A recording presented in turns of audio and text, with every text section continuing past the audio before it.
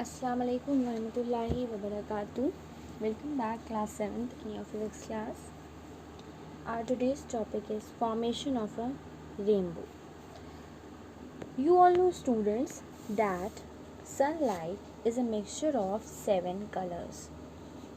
Okay. So a rainbow is formed by the dispersion of sunlight by tiny water droplets in the air. Now, what is dispersion? Dispersion is the phenomena of splitting of white light into 7 colors on passing through a transparent medium like a glass prism is called dispersion of light. What is it? It is a phenomena of splitting of white light into 7 colors on passing through a transparent medium like a glass prism is called dispersion of light. Now the question arises that what is prism?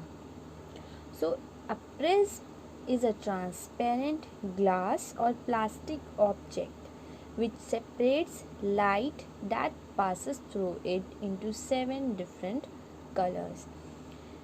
The object which you see on your screen is prism. This is a prism. What it do? It separates white light into 7 different colors.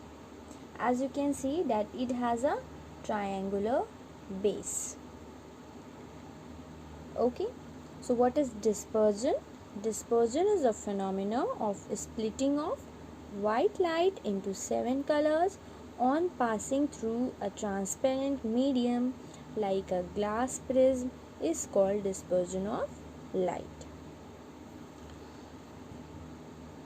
Just after rainfall, there are large number of tiny water droplets in the atmosphere. These water droplets act like tiny prism. When a beam of white light from the sun passes through these large number of water droplets, it gets dispersed and forms a continuous band of colors. This band of 7 colors, also known as spectrum, is called a rainbow. And spectrum, what is spectrum? It is the band of 7 colors. Okay. So how the rainbow forms? When a beam of white light from the sun passes through these large number of water droplets, and these water droplets acts like a prism. And what is the function of prism? Prism disperse the light. Prism split the white light into 7 colors. So similarly, what does the water droplets do? Those water droplets splits the light into 7 colors, and that band of 7 colors is called a rainbow. So the 7 colors of the in the spectrum of light are violet, indigo, blue, green, yellow, orange and red. They are commonly remembered as vapor. Red, green and blue are the primary colors, whereas yellow, orange, violet and indigo are the secondary colors. Now, what are primary colors? The colors of light that cannot be obtained by mixing two or more different colors are called primary colors. Such colors, red, green and blue, are called primary colors because all other colors are made by mixing these colors in suitable proportions. Primary colors are the base of every other color. By mixing all three primary colors, that is red, blue and green, you get the white light. Okay. Next is secondary colors. So secondary colors are the colors of light that can be obtained by mixing two or more primary colors are called secondary colors. For example, yellow, cyan and magenta are secondary colors. Formation of secondary colors by color addition. The mixing together or addition of two or three primary colors of light with equal degrees of intensity is called color addition. It can produce a wide range of other colors. For example, as you can see on your screen, that if you add red and green color, you will get the yellow color. If you add red and blue color, then you get magenta, and when you add green and blue, you get cyan, right? So color televisions, computer monitors and on stage lighting, all the theaters are some important applications of color addition. Now this is color subtraction. When white light falls on any object, the object absorbs most of the color of white light and reflects one or two selective colors. These reflected colors give a color to the object. The phenomena of reflection of selective colors from an object in the presence of white light is called color subtraction. Let us understand this with the help of a simple example. Suppose when white light falls on a piece of cloth. You all know that the white light consists of three primary colors, that is red, green and blue. So we can also say that when red, green and blue colors falls on a cloth, and assume that that cloth is made up of a material that can absorb blue color. Okay. So in this case, only red and green color of light reflect from the cloth. On striking, when this red and green light strikes our eyes, gives the appearance of yellow color, because when you add red and green color, you get the yellow color.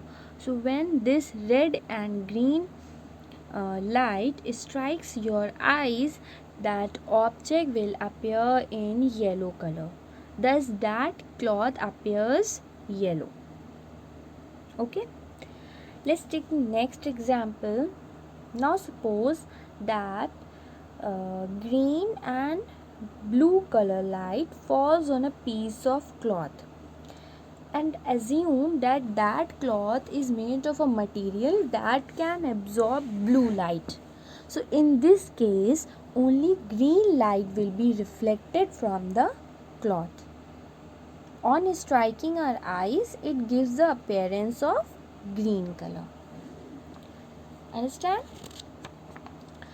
Now, so you all have understood that objects appear of different colors because they absorb some colors and reflect other colors. The color of the object is the color of light that it reflects. For example, a red shirt looks red because red is the only color that is reflected from the shirt. All other colors of the spectrum of white light are absorbed. A blue jeans appears blue because blue is the only color that is reflected from the jeans. All other color of the spectrum of white light are absorbed. Similarly, when a white objects, you all know that a white object reflects all the colors. White object absorbs no color. So the white object appears white because it will reflect all the color of light. It will reflect red light, green light and blue light. So that object will appear white because it does not absorb any light. And when a black object, you all know that a black object absorbs all the colors, right? So it will reflect no light, so it appears black, as you can see in this figure, that when white light falls on a white object, it reflects all the lights and that object appears white. When a white light incident on a black object, the black object absorbs all the light, so the observer will see that object is in black color. Similarly, when a white light falls on a red object, it will reflect red light, as you can see in this figure. So when only blue light falls on red shirt, the shirt would appears black. This is because the blue light will be absorbed and no light is reflected. Similarly, when only red light falls on a blue shirt, the shirt would appear black. Why? Because the red light will be absorbed by the blue colored shirt and no light is reflected. So students, your chapter is finished. So read the chapter and do the exercises.